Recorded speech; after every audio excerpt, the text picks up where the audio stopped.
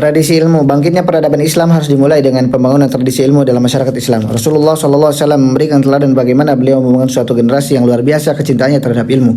Menurut Prof. Hamidullah, Piagam Madinah adalah konstitusi negara tertulis pertama di dunia. Lihat Muhammad Habibullah, The Prophet Establishing a State and His Succession. Pakistan, Hijrah Konsil 1988. Di Madinah, Rasulullah SAW juga menggalakkan tradisi baca tulis. Bahkan beliau membebaskan tawanan Badar yang mengajar kaum muslim membaca dan menulis. Rasulullah SAW juga memerintahkan penulis wahyu Zaid bin Thabit untuk belajar bahasa Ibrani. Maka tidak heran kader-kader Rasulullah SAW adalah orang-orang yang sangat tinggi semangat keilmuannya. Abu Bakar As-Siddiq, Umar bin Khattab, Utsman bin Affan, Ali bin Abi Thalib, Ibnu Mas'ud, Ibnu Abbas, Abu Hurairah dan sebagainya adalah para pecinta ilmu yang luar biasa. Banyak sahabat Nabi yang sangat menyesalkan jika tidak menghadiri satu kali majelis Rasulullah. Tradisi ilmu yang sangat kuat dalam Islam ini kemudian dilanjutkan oleh generasi tabi'in, tabi'ut tabi'in dan seterusnya. Di sinilah lahir ulama-ulama yang sangat tinggi kualitas ilmunya. Sebagaimana generasi sahabat, para ulama Islam juga berhasil memunculkan satu tradisi ilmu yang khas dalam Islam, yakni tradisi yang menyatukan antara ilmu dan amal. Para imam madhab misalnya dikenal sebagai orang-orang yang mempunyai kualitas ilmu dan amal yang tinggi. Imam Abu Hanifah lebih memilih dicambuk setiap hari ketimbang menerima jabatan hakim negara.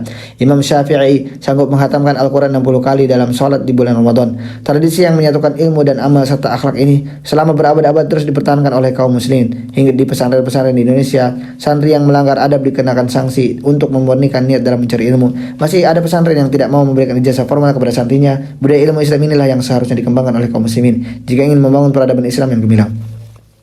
Begitu tingginya kedudukan penuntut ilmu sampai-sampai Rasulullah SAW bersabda, barang siapa menempuh jalan yang padanya dia menuntut ilmu, maka Allah telah menuntunnya ke jalan surga. Hadis riwayat Muslim. Sesungguhnya malaikat itu membentangkan sayapnya pada orang-orang yang menuntut ilmu karena ridho dengan apa yang ia lakukan. Hadis riwayat Ahmad, Ibn Hibban dan Hakim. Barang siapa meninggal dan dia sedang dalam kondisi menuntut ilmu untuk menghidupkan Islam, maka antara dia dan para nabi di surga hanya satu tingkat derajat. Hadis riwayat Ad-Darimi dan Ibnu Sunni dengan sanad hasan. Budaya gincu sebagai bangsa muslim terbesar di dunia, jika ingin menjadi bangsa yang besar dan disegani dunia, maka yang harus dilakukan adalah membangun tradisi ilmu secara serius di tengah masyarakat. Para pendiri bangsa ini seperti Soekarno, Hatta, Haji Agus Salim, HOS Cokroaminoto, Syahrir, Nasir, Muhammad Rum, Hamka dan sebagainya adalah orang-orang yang memiliki budaya ilmu yang tinggi. Untuk itulah kita semua perlu berkonsentrasi pada upaya pembentukan budaya ilmu di tengah masyarakat, khususnya di lingkungan umat Islam. Jangan sampai umat Islam justru terjebak pada hal-hal yang jauh dari semangat keilmuan. Tumbuhnya sikap saling benci dan caci maki tanpa tabayun yang memadai merupakan gejala rendahnya budaya ilmu. Begitu juga tumbuhnya kebiasaan kultus yang berlebihan tanpa ilmu. Wallahu a'lam. Menelah kembali proses pendidikan Syed Naqib Al-Atas. Pada hari Sabtu 12 Maret 2022, saya berkesempatan mengikuti diskusi Sabtuan INSIST, Institute for the Study of Islamic Thought and Civilization. Pengisinya adalah Dr. Ugi Suharto, peneliti INSIST yang sedang mengajar di Oman. Temanya tentang pokok-pokok pemikiran Syed Muhammad Naqib Al-Atas. Meskipun tema itu bukan hal baru, tetapi diskusi Sabtu itu sangat penting karena diisi langsung oleh salah satu murid dekat Syed Naqib Al-Atas. Ketika saya kuliah di Istaj IUM 2003 sampai dengan 2009, Dr. Ugi Suharto sudah menjadi dosen di Istaj. Saya mengambil satu mata kuliah yang diampunya, yaitu History and Methodology of Hadith.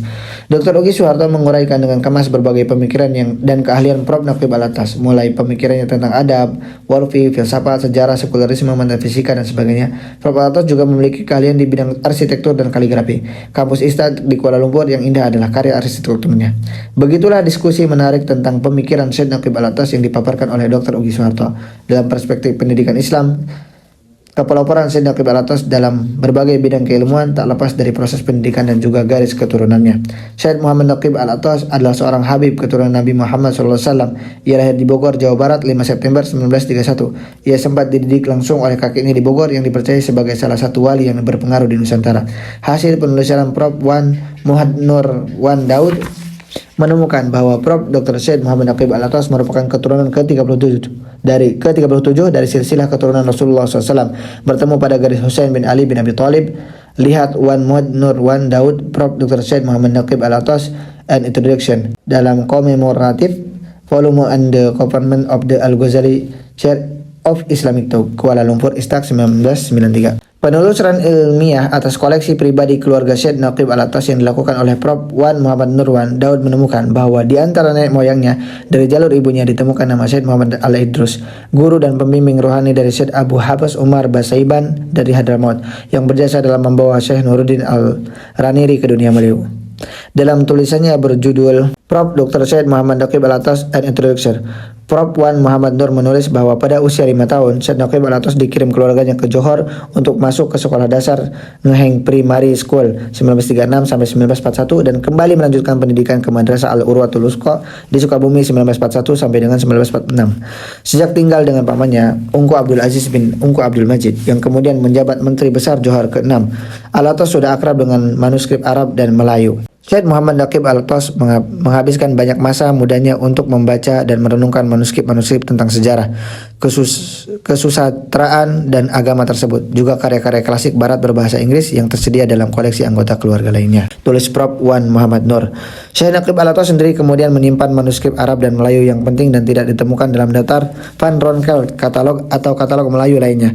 Latar belakang inilah yang kemudian mengasah kepakarannya dalam penelaahan manuskrip-manuskrip Arab Melayu. Alatos juga sempat mengenyam pendidikan militer di Royal Military Academy, Sandhurst, England 1952 sampai dengan 1955. Karir militernya tidak dilanjutkan karena ia lebih tertarik melanjutkan studinya ke University Malaya di Singapura 1957 sampai dengan 1959. Menyimak perjalanan karir militer Prof. Naqib Alatos ini, Prof. Wan Muhammad Nur menyimpulkan, tidak diragukan lagi bahwa pelatihan militernya, terutama nilai-nilai menghargai ketertiban, disiplin, dan loyalitas, masih memengaruhi sebagian pandangan serta caranya bertindak sebagai seorang sarjana dan administrator Islam. Saat menjalani kuliah di tingkat strata 1, Syed Naqib Alatos sudah menghasilkan 2 karya penting, yaitu rangkaian rubaiyat diterbitkan Dewan Bahasa dan Pustaka 1959 dan Some Aspect of Sufism as Understood and Practiced Among the Malays, yang kemudian diterbitkan oleh The Malaysian Sociologist Research Institute 1963. Tahun 1962, Syed Naqib Alatos meraih gelar MA di Islamic Studies di McGill University dengan tesis berjudul Raniri and the Wujudiyah of 17th Century Essay. Dan pada tahun 1965, Syed Naqib Alatos menyelesaikan PhD degree di School of Oriental of African Studies SOAS University of London dengan disertasi 2 jilid berjudul The Mysticism of Hamzah Fansuri. Menurut Prof. Wan Muhammad Nur, berdasarkan pengalamannya bergaul dengan banyak ilmuwan muslim di kelas dunia, Prof. Naqib Alatos memiliki keunikan dan keunggulan dalam berpikir, keilmuan dan konsentrasi sikap. Prof. Syed Muhammad Naqib Alatos menguasai beberapa bidang dan akademik seperti teologi, filsafat dan metafisika, sejarah dan sastra, dan telah memberikan kontribusi karya asli yang otoritatif serta bernilai penting khususnya dalam bidang peradaban Islam dan Melayu, arti dari bahasa Inggris. Syed Naqib Alatos pun dianugerahi beberapa talenta. Ia seorang pelukis kaligrafi, lukisannya pernah dipamerkan di Tropen Museum Amsterdam 1954. Ia pun seorang arsitek yang kemudian dikenal dengan karya arsitek besarnya merancang bangunan Istad yang sangat indah pada tahun 1991. Prof. Gulzar Haider, pakar arsitektur dari Carleton University, Ontario, Kanada, setelah berdiskusi beberapa kali dengan Prof. Naqib Alatos menulis bahwa Alatos talk as eloquently in length and shapes he spoke in word and the sentence. Dari perjalanan pendidikan yang dijalani di Syed Naqib Alatos, tampak bahwa ia telah menjalani proses pendidikan yang komprehensif. Pemikiran dan sikapnya tentang adab bisa dikatakan sebagai buah kedisiplinan dan pendidikan yang dijalaninya di lingkungan terbaik dan bergaul langsung dengan guru-guru terbaik di lingkungan keluarganya. Pendidikan militernya berdampak pada kedisiplinan yang diterapkannya dalam berbagai bidang. Pergaulannya dengan banyak orientalis memberikan semangat untuk mengungguli karya-karya mereka. Semangat itulah yang terus ditanamkannya kepada para muridnya hingga kini. Menurut Dr. Wik Soeharto, hingga kini di usianya yang lebih dari 90 tahun, Prof. Alatos masih terus menulis. Semoga kita bisa mengambil pelajaran berharga dari perjalanan hidup dan pemikiran seorang pemikir besar, cucu seorang wali dari Bogor ini. Amin. 14. Pentingnya pendidikan yang mendewasakan anak pada waktunya.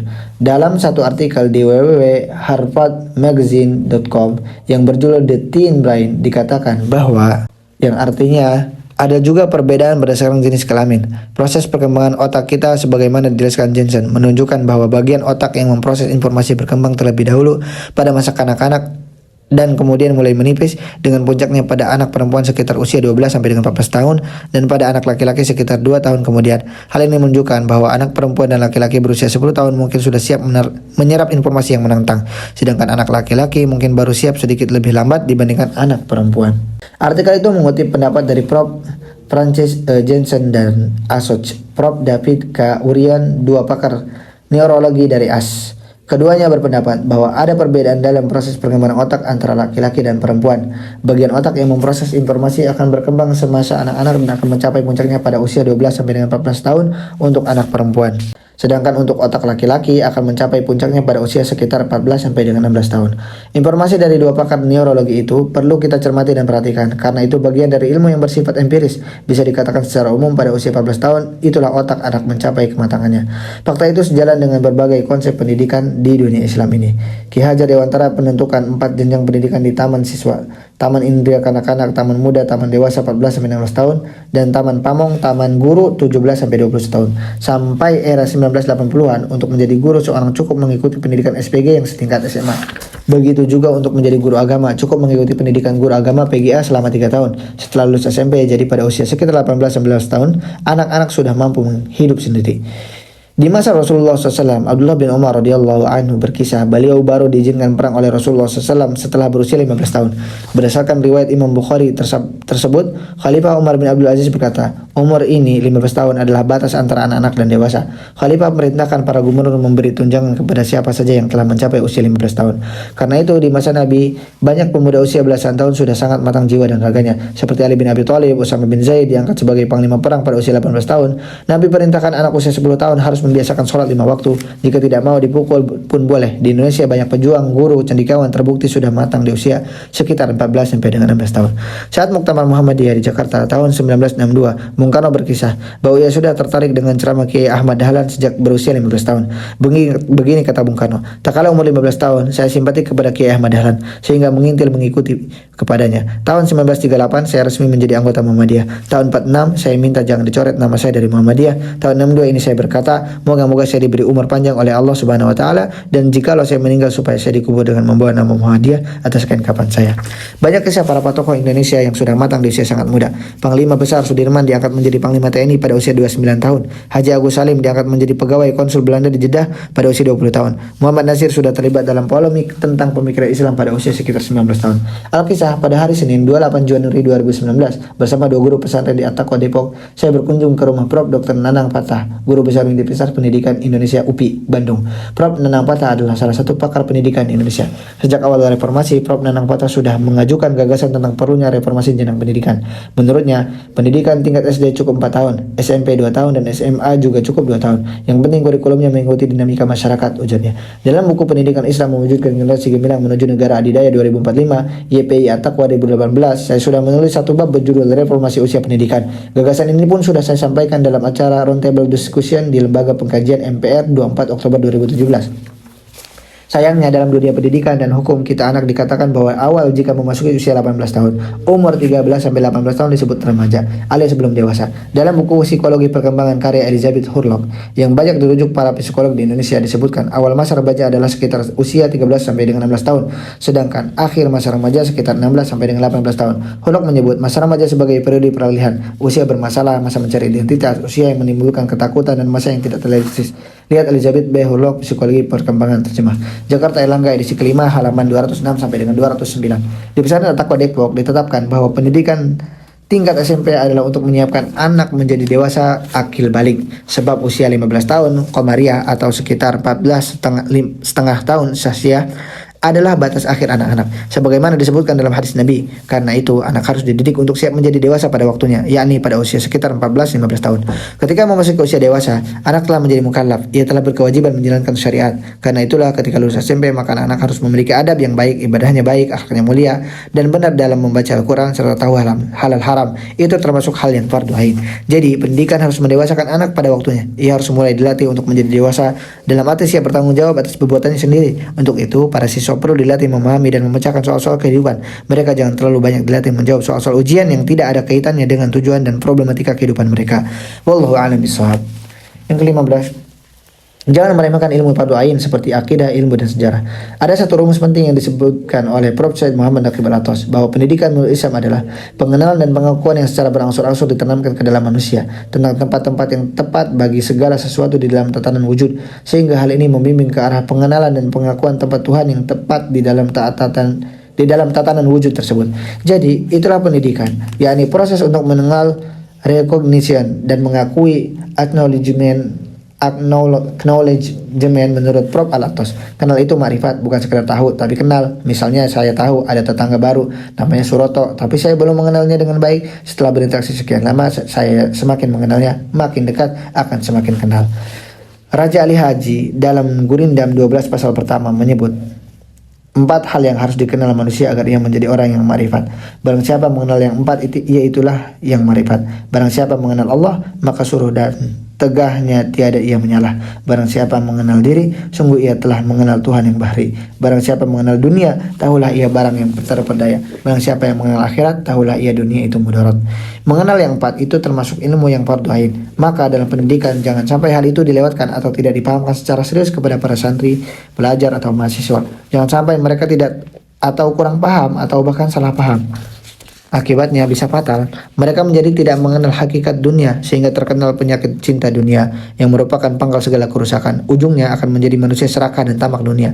Itulah awal bencana bagi diri dan masyarakatnya. Contoh lain ilmu fardhu ain adalah ilmu tentang ilmu. Kepada para tamu yang melakukan studi banding ke pesantren At-Taqwa Depok, saya menyebutkan sejumlah kitab tentang konsep dan adab ilmu yang diajarkan di pesantren At-Taqwa Depok, mulai jenjang SMP dan SMA seperti kitab Risalah 2 ilmu karya Said Utsman, kitab Adabul Ilm wal Muta'alim karya Ki Haji Hasyim Asy'ari, kitab Ta'lim Muta'alim karya Al-Jarnuji, kitab Bidayatul Hidayah dan Ihya Ulumuddin bab ilmu karya Imam Ghazali dan lain-lain. Berdasarkan pengalaman, beberapa kali acara kajian di kalangan mahasiswa saya bertanya kepada mereka, Nabi Muhammad SAW memerintahkan kita mencari ilmu, bahwa mencari ilmu itu wajib bagi setiap muslim. Apa arti ilmu yang diwajibkan untuk kita cari? Biasanya jarang sekali yang bisa menjawab pertanyaan itu dengan tepat. Dalam satu kajian di Depok, saya tanya kepada para mahasiswa, jadi Anda kuliah di kampus ini sudah menemukan kewajiban mencari ilmu atau belum? Mereka pun tidak berani menjawab dengan tegas. Itu bisa dimaklumi, sebab memang sejak mereka duduk di bangku TK sampai menjadi mahasiswa, mungkin mereka belum belajar tentang konsep ilmu dalam Islam. Mereka juga belum belajar apa itu makna pendidikan dalam Islam. Biasanya para siswa dan orang tua punya persepsi bahwa kesuksesan pendidikan anak adalah ketika anak bisa bersekolah di sekolah-sekolah favorit, lalu berlanjut sampai kuliah di perguruan tinggi favorit. Lazimnya yang dianggap favorit adalah yang para lulusan biasanya mendapatkan pekerjaan yang diduga kuat menghasilkan banyak uang. Contoh ilmu fardhu ain yang wajib diajarkan dengan sungguh-sungguh adalah ilmu sejarah. Di pesantren At-Taqwa, pelajaran sejarah sangat ditekankan dan mendapatkan porsi yang lumayan besar. Dalam masa 6 tahun pendidikan untuk SMP SMA, para santri menerima pelajaran sejarah berupa mata pelajaran Sirah Nabawiyah, Hayatus Sahabah, sejarah peradaban Islam, sejarah perjuangan Islam Indonesia, sejarah sains Islam, sejarah dan dakwah Wali Songo, sejarah politik Islam Indonesia, sejarah adab dan pemikiran ulama-ulama Nusantara abad 18-19, sejarah dan pemikiran tokoh Islam Indonesia seperti Ki Haji Hasyim Asy'ari, Ahmad Dahlan, Hamka, Muhammad Nasir dan lain-lain. Guru-guru dan dosen-dosen yang mengajar para santri juga para guru pecinta dan ilmuwan sejarah seperti Dr. Alwi Al-Attas, Dr. Tiar Anwar Bakhtiar, Dr. Budi Handrianto, Dr. Muhammad Isa Ansari, Lukman Hakim penulis biografi Muhammad Nasir, Hannibal Wijayanta, Khalili Hasib, Ahda Abid Al-Ghifari, Dina Parana dan lain-lain. Itulah sejumlah contoh ilmu-ilmu fardhu ain yang wajib dipelajari dengan serius untuk para murid pada jenjang usia sekitar 12 sampai dengan 18 tahun. Sebelum masuk ke jenjang pendidikan tinggi secara formal, para santri lulusan SMA itu wajib menguasai ilmu-ilmu fardhu ain dengan memadai. Para santri dan para pelajar itu harus paham betul bahwa manusia adalah Bani Adam, bukan kasta tertinggi dari monyet. Mereka pun paham apa tujuan hidupnya di dunia, untuk apa hidup dan mau kemana setelah mati, dan bahwa misi utamanya di dunia bukan mencari makan dan mencari gengsi, tetapi menjalankan fungsinya sebagai hamba Allah dan khalifatul fil ardh dengan bekal ilmu-ilmu fardhu ain yang kuat. Insya Allah, begitu mereka memasuki jenjang pendidikan tinggi secara formal, maka mereka lebih siap menghadapi aneka pertarungan pemikiran ghazul fikri. Jangan sampai setelah menduduki bangku kuliah justru luntur iman dan akhlak mulianya karena menerima berbagai ilmu yang tidak bermanfaat atau bahkan yang bermudarat. Akhirnya ia mengalami kekacauan ilmu dan menjadi manusia yang hilang adab. Perguruan tinggi adalah tempat mendidik seorang agar menjadi manusia yang baik, orang yang beradab, manusia yang utuh al-insan al-kulli, bukan sekadar tempat melatih calon tenaga kerja.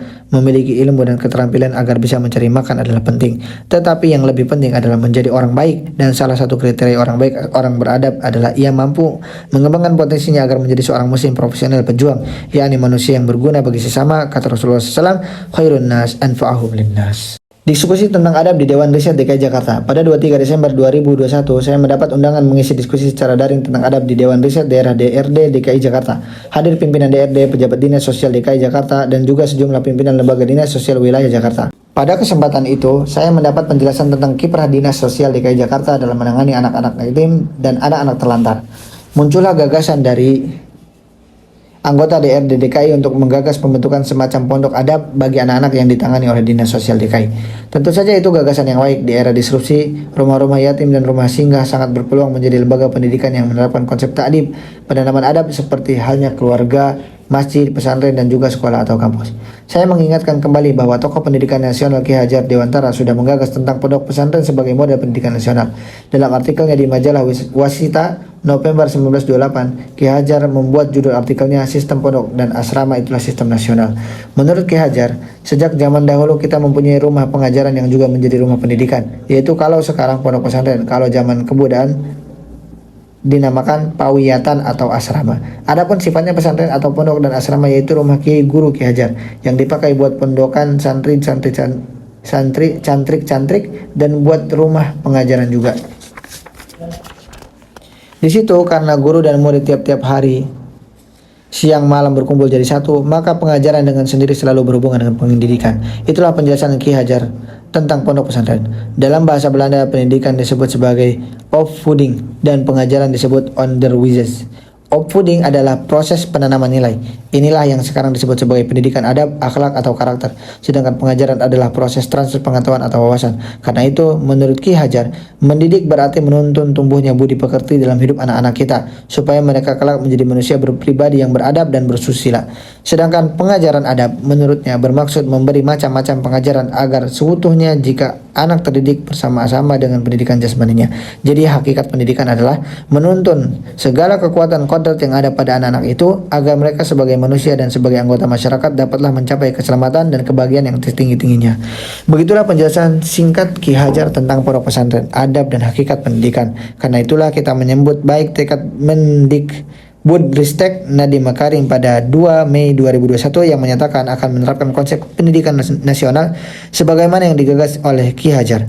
Beginilah petikan isi pidato Bapak Menteri Pendidikan kita ketika itu. Terlalu lama pemikiran Ki Hajar Dewantara tidak kita manfaatkan sepenuhnya. Pendidikan di Negara Kesatuan Republik Indonesia haruslah menuju arah lahirnya kebahagiaan batin serta juga keselamatan hidup. Esensi mendasar pendidikan haruslah memerdekakan kehidupan manusia. Mulai hari ini, pemikiran Bapak Pendidikan Indonesia tersebut haruslah kita jiwai dan kita hidupkan kembali agar lekas tercipta pendidikan yang berkualitas bagi seluruh rakyat Indonesia serta terwujudnya kemerdekaan belajar yang sejati. Sekjen PP Muhammadiyah Prof. Abdul Mu'ti dalam artikelnya di Harian Republika 20 Desember 2021 yang berjudul Kekerasan dalam Pendidikan menegaskan bahwa hakikat pendidikan adalah proses ta'dib pembentukan adab. Dalam disertasinya di UIK Bogor, Dr. Syarif Hidayat mengutip pendapat Ibnu Hajar al-Asqalani bahwa adab adalah mengamalkan segala perkara yang terpuji, baik perkataan atau perbuatan. Sebagian ulama menyatakan bahwa adab adalah penerapan akhlak mulia, akhlakul karimah. Sekali lagi, menurut Ibnu Hajar al-Asqalani, adab adalah penerapan akhlak mulia dan itulah yang ditegaskan dalam UUD 1945 pasal 31. Yang 3. Pemerintah mengusahakan dan menyelenggarakan satu sistem pendidikan nasional yang meningkatkan keimanan dan ketakwaan serta akhlak mulia dalam rangka mencerdaskan kehidupan bangsa yang diatur dengan undang-undang. Bahkan sebelum kemerdekaan, para perumus dasar Negara Kesatuan RI bersepakat dengan rumusan kemanusiaan yang adil dan beradab. Istilah adil dan beradab sangat akrab di kalangan bangsa Indonesia. Beratus tahun sebelum datangnya penjajah, bangsa Indonesia telah menerapkan sistem pendidikan beradab yang dikenal sebagai pesantren. Ciri utamanya keilmuan, pengamalan, dan keteladanan diterapkan secara terpadu. Merujuk kepada rumusan kemanusiaan yang adil dan beradab itu, sudah saatnya para pegiat pendidik menggali kembali makna adab.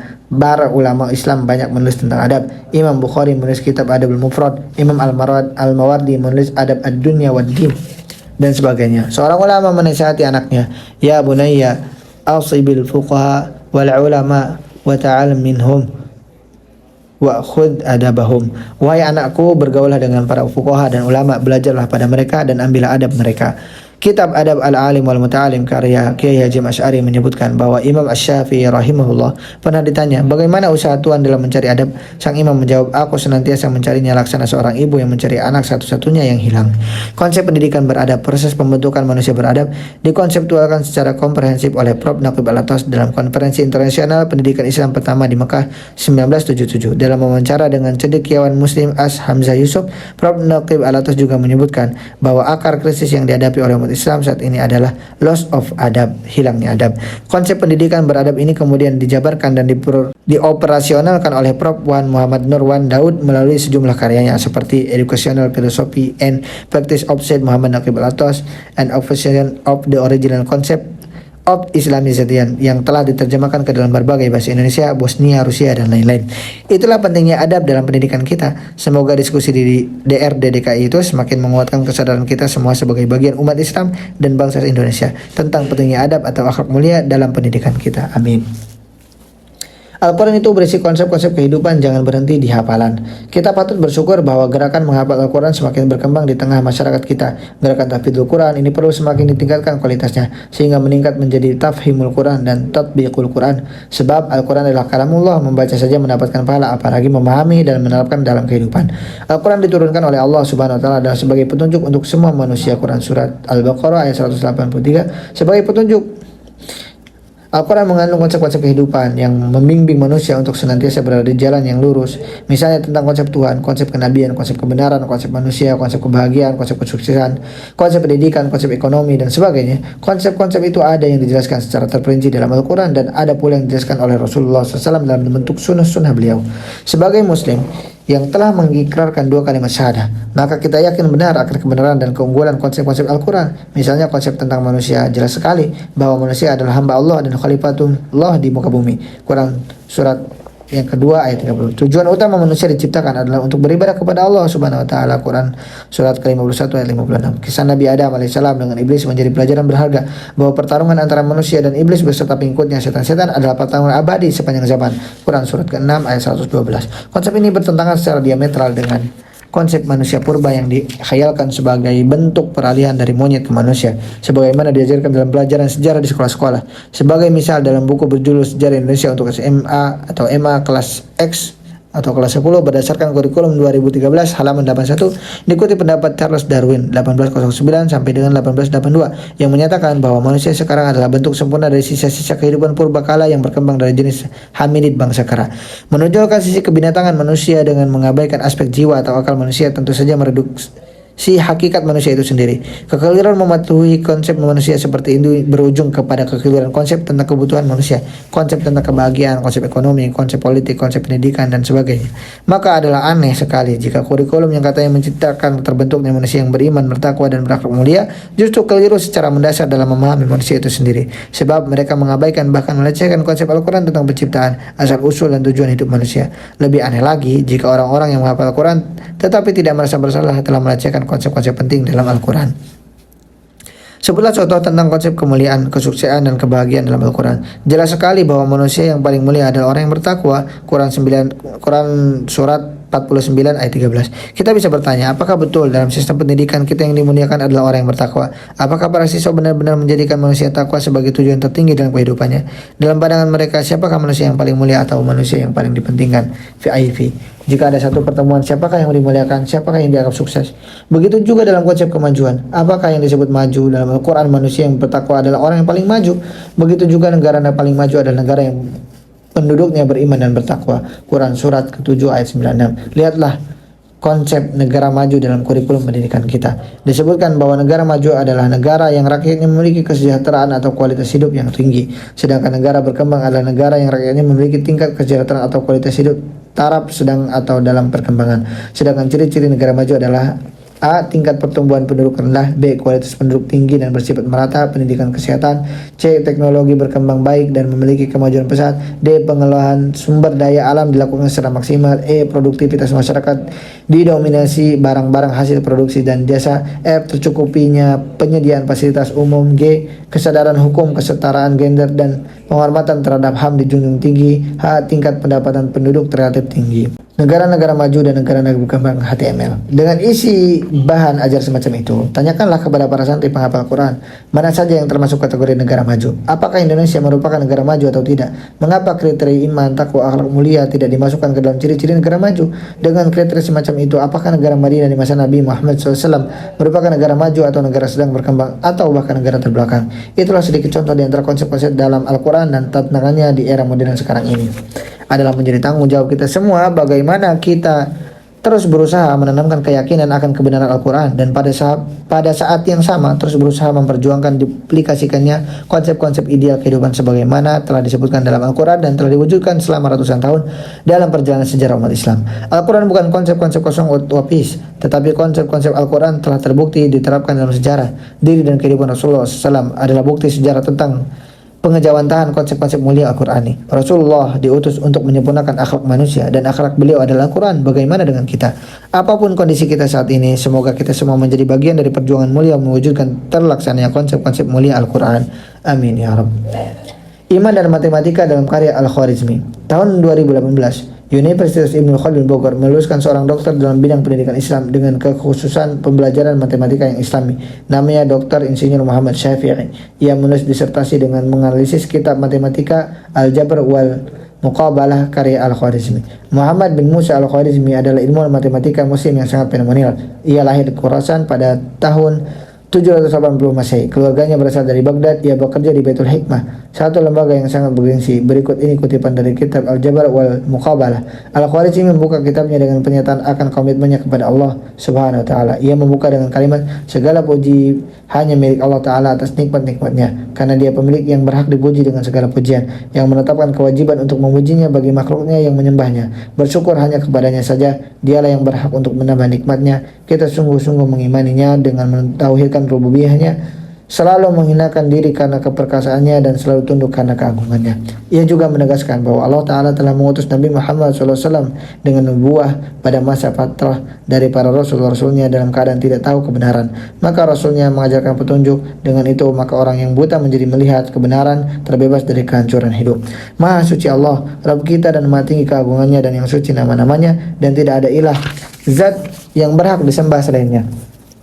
Salawat dan salam dari Allah Ta'ala atas Nabi Muhammad SAW dan keluarganya. Tulis Al-Khwarizmi sebagaimana dikutip dalam disertasi Dr. Syafi'i. Dalam pembukaan kitabnya, Al-Khwarizmi banyak memuji kebesaran Allah Subhanahu wa taala untuk menegaskan ketauhidannya kepada Allah. Lalu ia menekankan bahwa Allah Subhanahu wa taala adalah sebagai sumber, pemilik dan pencipta segala ilmu pengetahuan. Dia berhak memberi pengetahuan kepada siapa yang dikehendakinya dan mengambil pengetahuan dari siapa yang dikehendakinya. Dengan penegasan tauhid dalam kitab matematika ini, maka Al-Khwarizmi telah memberi contoh bahwa dalam tradisi keilmuan Islam tidak ada dikotomi dalam ilmu pengetahuan antara ilmu duniawi dan ilmu agama, sebab semuanya bersumber dari Allah Subhanahu wa taala. Tentang motivasinya menulis kitab Al-Jabr wal Muqabalah, Al-Khwarizmi menyebutkan bahwa hal itu dilakukan untuk menggapai impian kemudahan dalam perhitungan dari kemuliaan ilmu ini. Sebab manusia senantiasa mempunyai kebutuhan terhadap dalam urusan-urusan mereka seperti warisan, wasiat, pengambilan hak bagian, hukum-hukum dan perdagangan, dan untuk seluruh muamalah mereka yang menggunakan penghitungan di antara mereka seperti luas kepemilikan tanah, pendalaman parit atau seluruh saluran dan masalah-masalah keteknikan dan selainnya dari berbagai macam dan jenis masalah kehidupan. Memang Al-Khwarizmi menyusun buku Al-Jabar sebelum istilah Al-Jabar dikenal. Tujuannya untuk menghitung masalah-masalah dalam pelaksanaan ajaran Islam seperti waris, wasiat, zakat dan sebagainya. Al-Khwarizmi juga menegaskan keyakinan dan pandangannya sebagai seorang ilmuwan muslim terhadap ilmu pengetahuan. Ia meyakini bahwa ilmu dan karya yang berhasil diraihnya bukan semata-mata hasil kerja dan kecerdasannya, tetapi ilmu yang telah diraihnya adalah karunia Allah Subhanahu wa taala. Sebab kecerdasan, akal dan panca inderanya adalah karunia Allah Subhanahu wa taala. Jika Allah tidak mengizinkan suatu ilmu sampai padanya, maka pastinya ilmu itu tidak akan pernah dimilikinya. Menurut Dr. Syafi'i, Al-Khwarizmi menyadari bahwa untuk mengembangkan operasional matematika yang lebih kompleks dalam menyelesaikan masalah yang rumit, pembuatan sistem bilangan dan urutannya menjadi syarat dasar terpenting. Untuk itu ia mengembangkan sistem bilangan yang sudah ada menjadi sistem bilangan yang mudah untuk dilakukan operasional matematika dengan membuat jenjang bilangan yang berurutan dari 1 ke 10. Hal itu lalu berulang dari 1 puluhan ke urutan selanjutnya. Kemudian dia berulang dari ratusan ke 1 dan seterusnya sampai selanjutnya yang berulang tiap 10 kali. Dari sinilah ia menciptakan adanya bilangan 0 yang saat itu belum dikenal. Sistem bilangan ini karena kemudahannya untuk profesional matematika menjadi pilihan para ilmuwan matematika saat itu dan penerusnya sampai saat sekarang ini yang kita kenal dengan sebutan sistem bilangan Arab. Pemikiran matematika berangkat dari ide dasar mencari suatu nilai yang belum diketahui. Ide ini pertama kali dikembangkan oleh Al-Khwarizmi. Belum ada pakar matematika yang menemukan metode ini sebelumnya. Masa kehidupan Al-Khwarizmi bersamaan dengan masa awal kebangkitan ilmiah di dunia Islam, yakni pada akhir abad ke-8 dan awal abad ke-9 Masehi. Saat itu muncul ide-ide sains yang terinspirasi dari hukum Islam. Kedekatan umat dengan Al-Quran dan hadis Nabi SAW telah menimbulkan gairah untuk menuntut ilmu, termasuk ilmu sains. Ilmuwan muslim meyakini alam ini sebagai ayat-ayat Allah, bukan realitas independen yang terlepas kaitannya dengan realitas-realitas apapun yang lebih tinggi darinya. Semua aktivitas keilmuan selalu dikaitkan dengan kekuasaan Allah Ta'ala.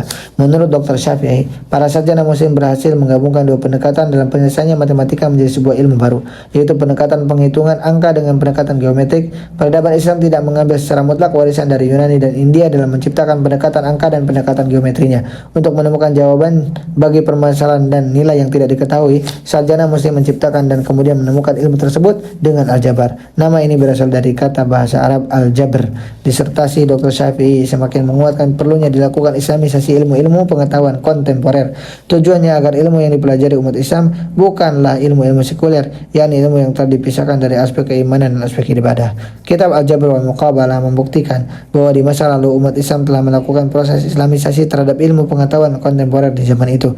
Kitab ini pun membuktikan bahwa dengan tetap berbasis keimanan, keilmuan muslim mampu mengembangkan ilmu-ilmu rasional dan empiris yang mengagumkan dan sangat bermanfaat bagi kehidupan umat manusia. Heboh BSNP dibubarkan. Inilah yang sepatutnya direformasi. Kasus pembubaran BSNP Badan Standar Nasional Pendidikan masih terus menuai kontroversi. Malam ini saya mengirimkan WA kepada dua orang profesor yang saya nilai sangat memahami masalah pendidikan. Saya meminta tanggapan keduanya tentang pembubaran BSNP oleh Mendikbud. Kedua guru besar itu memberikan jawaban yang menarik. Salah satunya adalah jawaban dari Prof. Daniel Rosid, guru yang besar ITS Surabaya. Berikut ini jawaban Prof. Daniel Rosid yang sudah beliau izinkan untuk saya muat di dalam artikel ini. Sejak lama saya tidak setuju dengan standar pendidikan.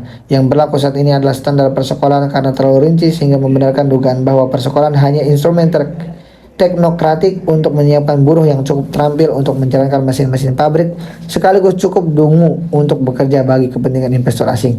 Jika ada standar harus generik, tidak rinci, tetapi memberi ruang bagi keunikan personal warga belajar dan spasial sesuai potensi lokal.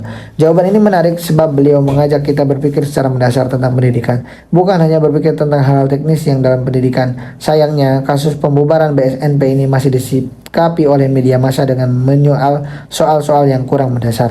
Sejumlah berita tentang pembubaran BSNP banyak memuat kritik-kritik dan penyesalan atas pembubaran BSNP.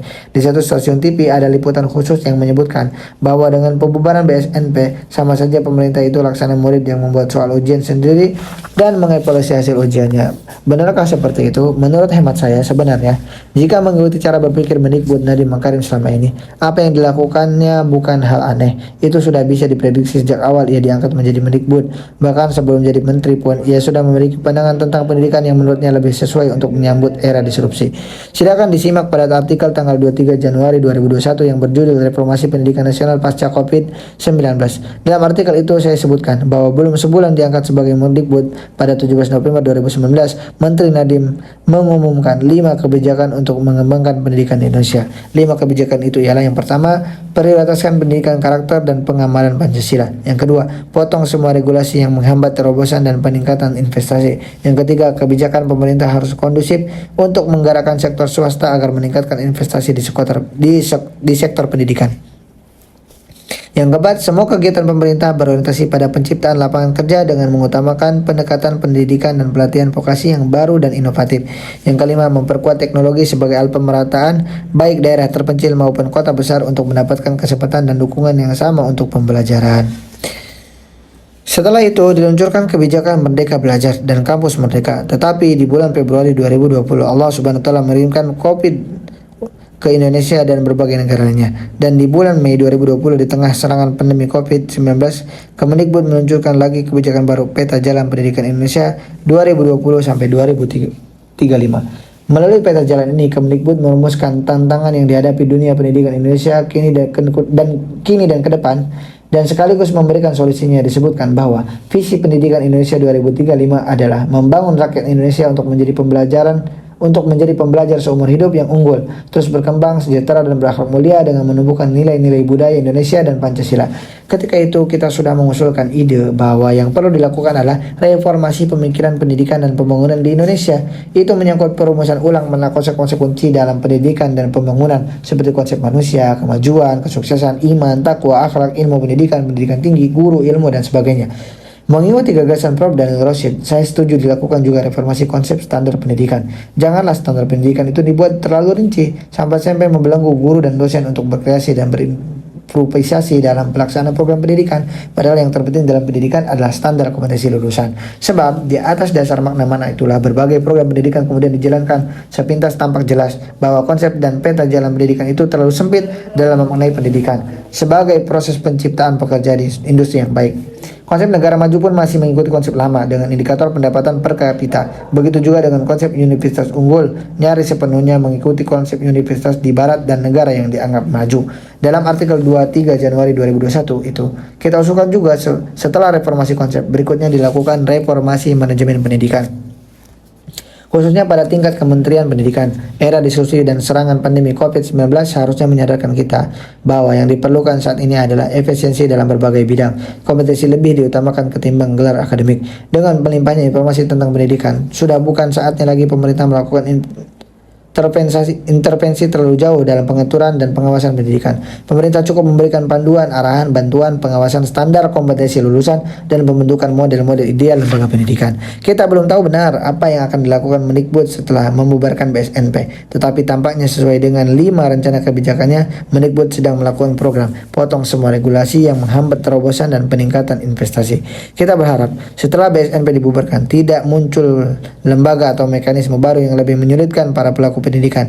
Kita berharap ada perubahan atau reformasi yang berdasar dalam pendidikan kita dengan tetap merujuk kepada konstitusi pasal 31 ayat 3 UUD 1945 bahwa pendidikan kita memang harus melahirkan manusia-manusia berakhlak mulia. Itu kunci keunggulan. Untuk itu kita perlu maju dengan melompat, bukan merayap. Pendidikan Indonesia perlu memiliki konsep yang unggul dan unik sehingga tidak menjadi satelit yang mengekori pendidikan negara-negara lain yang dianggap maju. Wallahu a'lam bishawab. Menunggu kebijakan baru standar pendidikan. Pada 23 Agustus 2021, pada peristiwa penting dalam dunia pendidikan Indonesia, pada hari itu, Mendikbudristek Nadiem Makarim menandatangani pembubaran Badan Standar Nasional Pendidikan BSNP. Sebagai gantinya dibentuk badan baru yang bertanggung jawab langsung kepada Mendikbud. Berita itu memang baru beredar luas pada 31 Agustus 2021. Badan baru bentukan Menteri Nadiem bernama Badan Standar Kurikulum dan Asesmen Pendidikan, sebut saja BSKAP. Berbeda dengan BSNP yang merupakan lembaga independen dalam standarisasi pendidikan, BSKAP bertanggung jawab langsung kepada Menteri. Dalam peraturan Menteri disebutkan bahwa BSKAP memiliki tugas menyelenggarakan penyusunan standar kurikulum dan asesmen pendidikan serta pengelolaan sistem perbukaan. BSKAP memiliki 7 fungsi. Pertama, penyusunan kebijakan di bidang standar pendidikan. Kedua, penyusunan kebijakan teknis di bidang kurikulum dan asesmen pendidikan serta pengelolaan sistem perbukuan. Ketiga, pelaksanaan penyusunan standar kurikulum dan asesmen di bidang pendidikan. Keempat, pelaksanaan pengembangan, pembinaan dan pengawasan sistem perbukuan. Kelima, pemantauan, evaluasi dan pelaporan penyusunan standar kurikulum dan asesmen pendidikan serta pengelolaan sistem perbukuan. Keenam, pelaksanaan administrasi badan. Ketujuh, atau yang terakhir, pelaksanaan fungsi lain yang diberikan oleh Menteri. Itulah kebijakan baru Menteri Nadiem Makarim menyusul gebrakan Merdeka Belajar dan Kampus Merdeka. Patut diingat lagi bahwa pada 25 Januari 2020 Nadiem meluncurkan 4 program kebijakan bertajuk Kampus Merdeka. Di antara 4 kebijakan itu adalah: pertama, Kementerian Pendidikan dan Kebudayaan Kemdikbud memberikan otonomi kepada perguruan tinggi negeri PTN dan swasta PTS untuk membuka program studi prodi baru. Kedua, akreditasi bersifat otomatis untuk seluruh peringkat dan sukarela bagi perguruan tinggi dan prodi yang siap naik peringkat. Akreditasi Badan Akreditasi Nasional Perguruan Tinggi BANPT tetap berlaku 5 tahun dan diperbari otomatis. Ketiga, memberikan kemudahan perubahan status dari PTN Satuan Kerja dan PTN Badan Layanan Umum menjadi PTN Badan Hukum. Keempat, memberikan hak kepada mahasiswa untuk mengambil mata kuliah di luar kampusnya selama 2 semester dan mengambil SKS di luar prodinya selama 1 semester. Kebijakan ini juga mencakup perubahan definisi SKS dari jam belajar menjadi jam kegiatan. Kegiatan itu mencakup belajar di kelas, magang, magang, praktik kerja di industri atau organisasi, pertukaran pelajaran, pengabdian masyarakat, wirausaha, riset, studi lapangan, juga mengajar di daerah terpencil. Itulah kebijakan Kampus Merdeka Nadiem Makarim. Ingat bahwa saat itu Nadiem pun menyatakan bahwa kebijakan itu baru langkah awal yang bisa dilakukan dengan hanya mengubah peraturan menteri. Pembubaran BSNP tampaknya merupakan kebijakan lanjutan Nadiem Makarim. Paket kebijakan Kampus Merdeka Mendikbud Nadiem Makarim merupakan realisasi dari pidatonya di Universitas Indonesia 4 Desember 2019. Ketika itu Menteri Nadiem sudah memberikan isyarat dengan ungkapannya bahwa kita memasuki era di mana gelar tidak menjamin kompetensi dan akreditasi tidak menjamin mutu. Nadiem lebih memberikan kemerdekaan kepada kampus dan juga mahasiswanya untuk menentukan sendiri mekanisme dan arah kuliahnya. Tentu ini kebijakan awal yang cukup melagakan banyak akademisi. Sebenarnya di era disrupsi, kebijakan Kampus Merdeka adalah hal biasa, bahkan satu keharusan. Ini tuntunan zaman. Tahun 2017, Akademi Ilmu Pengetahuan Indonesia AIPI sudah mengimbau dalam menghadapi era disruptif seperti saat sekarang ini, apalagi di masa depan, diperlukan perubahan berpikir yang mendasar dan bukannya perubahan yang di pinggir-pinggir. Changing from the it. Tanpa kerja ekstra keras, berpikir ke depan yang bercorak, out of the box, penentuan tata urutan waktu yang jelas, perguruan tinggi Indonesia akan terus berada di buritan peradaban keilmuan. AIPI misalnya mengingatkan agar segera merevisi konsep linearitas dalam pendidikan. Menurut AIPI, pendidikan tinggi yang berjalan sekarang ini umumnya masih bersifat reduksionis, yaitu terlalu kecil dan sempit perspektifnya dalam melihat dan menganalisis suatu masalah. Konsep linearitas misalnya masih banyak dijumpai dalam pendidikan tinggi di Indonesia. Disebutkan linearitas sebatas dalam pengelolaan program studi keilmuan, pada pengelolaan program studi barangkali masih dapat dimaklumi. Namun linearitas keilmuan jika dipahami secara ketat dan kaku akan membelenggu cara kerja, cara berpikir, kreativitas serta inovasi para dosen dan mahasiswa. Patut diduga setelah BSNP dibubarkan dan dibentuk BSKAP yang langsung di bawah kendali Mendikbudristek, maka kebijakan standarisasi pendidikan akan semakin mudah dikendalikan dan diarahkan oleh Mendikbudristek. Bagaimanapun standarisasi pendidikan masih diperlukan. Akan tetapi selama ini sudah banyak pakar dan praktisi pendidikan yang menyuarakan perlunya kebijakan standarisasi itu tidak diterapkan secara kaku dan berlebihan, sehingga menjadi formalisme yang terlalu mekanistik. Dalam alam pendidikan seperti ini, sulit diharapkan munculnya pemikiran-pemikiran kreatif dan solutif bagi problematika kehidupan masyarakat. Sekolah atau kampus menjadi seperti pabrik atau kantor jawatan pemerintah. Sekolah dan kampus bukan lagi menjadi seperti taman yang menyenangkan sebagaimana cita-citakan oleh Ki Hajar Dewantara. Karena itu kita masih menunggu kebijakan lebih lanjut soal standarisasi pendidikan pasca BSNP dibubarkan, dan tidak ada salahnya berharap dan berdoa semoga ada kebijakan yang semakin cerdas untuk kemajuan pendidikan kita. Pendidikan sejarah yang benar kunci kebangkitan intelektual. Dalam berbagai dialog dengan pemimpin lembaga pendidikan Islam, saya menanyakan bagaimana pendidikan sejarah di lembaga tersebut, buku apa yang dipakai, dan siapa gurunya. Ternyata tidak sedikit lembaga pendidikan Islam yang masih tidak menganggap penting pendidikan sejarah. Pelajaran sejarah dianggap sebagai pelengkap semata-mata untuk mengejar syarat formalitas. Padahal peran pendidikan sejarah dalam kebangkitan intelektual umat Islam tidak diragukan lagi. Sebagian besar isi Al-Quran adalah sejarah. Muhammad Asad dalam bukunya Islam at the Crossroad menegaskan bahwa suatu peradaban tidak akan berkembang jika sudah terputus dari sejarahnya sendiri. Karena itulah di pesantren At-Taqwa Depok kami memberikan porsi yang sangat besar dan serius dalam pembelajaran sejarah. Dalam pendidikannya selama 6 tahun, santri-santri pesantren At-Taqwa Depok mendapatkan pelajaran tentang Sirah Nabawi, sejarah-sejarah sahabat Nabi, sejarah perjuangan umat Islam di Indonesia, sejarah peradaban Islam, sejarah sains Islam, sejarah politik Islam, sejarah dan pemikiran Wali Songo, pemikiran para ulama Nusantara, pemikiran Kiai Haji Hasyim Asy'ari, Kiai Haji Ahmad Dahlan, Muhammad Nasir, Buya Hamka, sejarah peradaban Barat, sejarah filsafat Barat, sejarah dan fakta kristenisasi di Indonesia, dan sebagainya. Bukan hanya kuantitas dan kualitas bahan ajarnya, para guru sejarah yang mengajar di pesantren At-Taqwa Depok dipilih guru-guru yang berilmu tinggi dan mencintai pendidikan sejarah sebagai satu bentuk perjuangan. Beberapa guru yang sudah dikenal sebagai pakar dan penulis misalnya Dr. Alwi Alatos, Dr. Tiar Abakhtiar, Dr. Samsudin Arif, Dr. Budi Handrianto, Lukman Hakim, Akmal Haris Usmana, Dr. Swidat Hannibal WYW, Dr. Susianto, Arif Wibowo, MPI, Ahda Gipari, dan sebagainya. Mengkaji sejarah Islam di Nusantara ini sangat menarik dan penting, sebab dakwah di Kepulauan Nusantara telah meraih sukses yang spektakuler. Tanpa dukungan tentara dan tanpa pemaksaan untuk masuk Islam, masyarakat di negeri ini secara sukarela memeluk agama Islam. Maka negeri yang semula 100% penduduknya bukan Muslim, sekarang menjadi negara yang hampir 100% penduduknya Muslim. Bahkan meskipun sudah diupayakan untuk dimurtakan selama ratusan tahun, masyarakat Muslim di Indonesia tetap memilih untuk menjadi Muslim dan enggan berganti agama. Karena itulah pelajaran sejarah perlu diperhatikan dengan serius. Guru-guru sejarah harus ditingkatkan kualitas dan kuantitasnya sehingga memenuhi kebutuhan lembaga-lembaga pendidikan Islam. Sejumlah pesantren keluarga besar Dewan Dakwah Islami Indonesia (DDII) mengemukakan harapannya agar DDII bisa menyiapkan guru-guru sejarah yang diperlukan oleh pesantren.